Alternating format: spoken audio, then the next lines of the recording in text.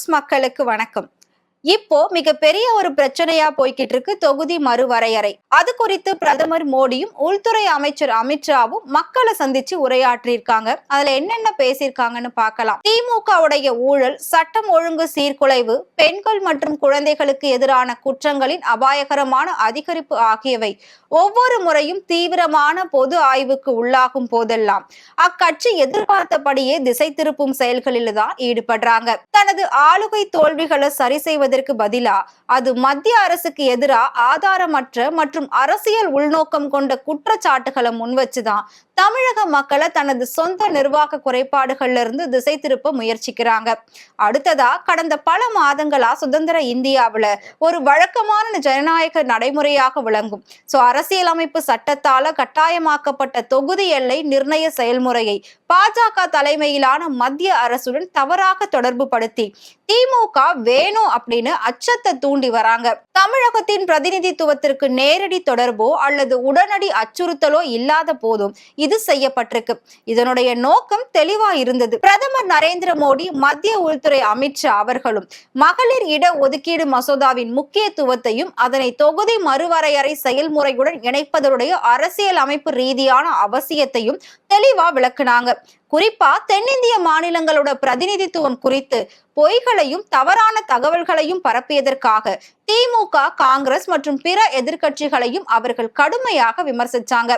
எந்த ஒரு மாநிலமும், குறிப்பாக தென்னிந்திய மாநிலங்கள் எந்த ஒரு இடத்தையும் இழக்காது அல்லது எந்த வகையிலும் பாதகத்திற்கு அது உள்ளாகாது அப்படின்னு அவர்கள் உறுதியா வாக்குறுதி கொடுத்திருந்தாங்க. கோயம்புத்தூர்ல மாண்புமிகு மத்திய உள்துறை அமைச்சர் அமித்ஷா ஜி அவர்கள் தமிழ்நாட்டின் ஒரு மக்களவை தொகுதி கூட குறைக்கப்படாது அப்படின்னு சொல்லி பகிரங்கமாவும் சந்தேகத்திற்கு இடமே இல்லாம உறுதியளித்த பின்னரும் கூட திமுக பொறுப்பான தலைமைத்துவத்திற்கு பதிலாக வேணுமனே தவறான தகவல்களை பரப்புவதையே தேர்ந்தெடுத்து விளக்கத்தை ஏற்றுக்கொள்வதற்கு பதிலா அது போராட்டங்களை திட்டமிட்டு நடத்துறபடி கருப்பு கொடி ஆர்ப்பாட்டங்களை அரங்கேற்றினாங்க. இது மட்டும் இல்லாம தொலைதூர எதிர்காலத்துல திட்டமிடப்பட்டிருந்த தொகுதி மறுவரையறை செயல்முறைக்கு எதிரான எதிர்ப்பையும் நாடகம் ஆடிருக்காங்க. இது திட்டமிட்ட அரசியல் நாடகங்கள்ல ஈடுபட்டதை தவிர வேற எதுவுமே கிடையாது.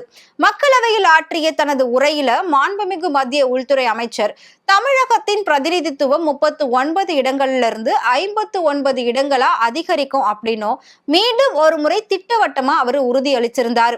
இதன் மூலம் திமுக, காங்கிரஸ் மற்றும் அவற்றோட கூட்டணி கட்சிகளால பரப்பப்பட்ட பொய் கதையை அவர்கள் தீர்க்கமா தகர்த்தெறிஞ்சாங்க.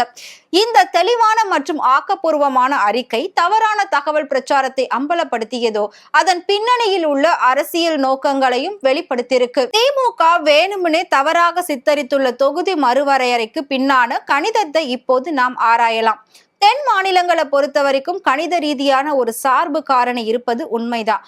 ஆனா அந்த சார்பு காரணி உண்மையில தமிழ்நாட்டிற்கு சாதகமா தான் இருக்கு, தீங்கு விளைவிப்பது கிடையாது. முன்மொழியப்பட்ட இட அதிகரிப்பு ஒரு எளிய விகிதச்சார விரிவாக்கத்தை அடிப்படையா கொண்டது. அதாவது ஒவ்வொரு மாநிலத்திற்கும் ஏறக்குறைய 50% அதிகரிப்பு.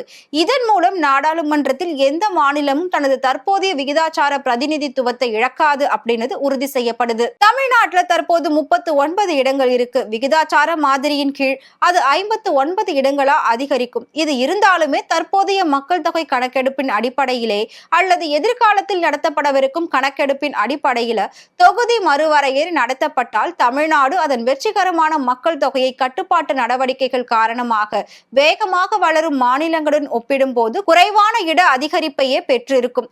உண்மையில் 2026 மக்கள் தொகை கணக்கெடுப்பு சூத்திரத்தின் கீழ் தமிழ்நாடு இத்தனை இடங்களை கண்டிப்பா பெற்றிருக்காது.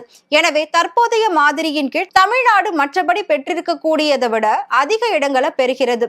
எதிர்கட்சியால முன்வைக்கப்பட்ட அதே வாதம் அதன் மிக கடுமையான மக்கள் தொகை வடிவத்துல செயல்படுத்தப்பட்டிருந்ததால தென்னிந்திய மாநிலங்கள் குறைவான இடங்களையே பெற்றிருக்கும். இது மட்டும் இல்லாம அவை மக்கள் தொகை வளர்ச்சியை பொறுப்புடன் கட்டுப்படுத்தியிருக்கு. இதனால தமிழ்நாடு முற்றிலும் ஆதாயம் அடையுமே தவிர இழப்பு எதுவும் ஏற்படாது. தொகுதி மறுவரையை சுற்றி கட்டமைக்கப்பட்ட அச்சமூட்டும் கதை அடிப்படை கணக்குகளின் கீழ் தகர்ந்து விடுகிறது. இந்த திசை திருப்பலை மேலும் நியாயப்படுத்த முடியாததாக ஆக்குவது அது அரங்கேற்றப்பட்ட பின்னணி அப்படின்றது தெளிவா தெரியுது. தமிழ்நாடு கடுமையான மற்றும் அவசரமான கவலைகளான வெளிப்படையான சட்டம் ஒழுங்கு சீர்குலைவு, பெண்கள் மற்றும் குழந்தைகளுக்கு எதிரான குற்றங்களின் விரைவான அதிகரிப்பு, அத்தியாவசிய பொருட்கள் மற்றும் சேவைகளின் விலையில் அதீத உயர்வு, ஆழமாக வேரூன்றிய ஊழல், 70% அதிகமான நிறைவேற்றப்படாத தேர்தல் வாக்குறுதிகள், வேரூன்றிய வம்ச அரசியல், போதைப் பொருள் மற்றும் மது பழக்கத்தின் எழுச்சி, இது மட்டும் இல்லாம கட்டுக்கடங்காத சட்டவிரோத சுரங்க தொழில் போன்றவற்றுடன் போராடி வருகிறது. இது முக்கிய பிரச்சனைகளுக்கு முன்னுரிமை அளிப்பதற்கு பதிலா திமுக தொகுதி மறுவரை குறித்து ஒரு பொய்யான சர்ச்சையை உருவாக்க தேர்ந்தெடுத்திருக்காங்க. இந்த தவறான அடிப்படையில தான் அண்டை மாநில முதலமைச்சர்கள் கூட சேர்ந்து ஒரு கூட்டு நடவடிக்கை குழுவையும் அது கூட்டியது. இது ஒரு தேவையற்ற அரசியல் செயல்பாடுன்னு சொல்லலாம். தற்போது சந்தர்ப்பவாதமானது மற்றும் நியாயமற்றது எனவும் அம்பலமாகியிருக்கு. தொகுதி மறுவரையால தமிழகம் இழப்பது கிடையாது, ஆதாயம் தான் அதிகம் அப்படின்னு மீண்டும் உறுதிப்படுத்தப்படுது. தேர்தல் பாதுகாப்பு இன்மையால் ஆதாரமற்ற அச்சங்களை பரப்புவதை திமுக உடனடியா நிறுத்தணும் அப்படின்னு கேட்டுக்கொள்ளப்படுது. இந்த கருத்தை தொடர்ந்து ஒரு பிரச்சாரம் ஒருபோதும் தமிழகத்தின் நலன்களை பாதுகாப்பதற்காக நடத்தப்படவில்லை, இதற்கு மாறா அரசியல் முக்கியத்துவத்தை பாதுகாப்பதற்காக தான் நடத்தப்படுது அப்படிங்கிறது தான் உறுதியாகுது. பல மாதங்களா தமிழக மக்களை வேணும் அப்படின்னு குழப்பி பதற்றத்தை தூண்டி தவறாக வழிநடத்தியதற்காக திரு மு.க. ஸ்டாலினும் திமுக தலைமையும் மாநில மக்களுக்கு தார்மீக மன்னிப்பு கண்டிப்பா கோரணும்.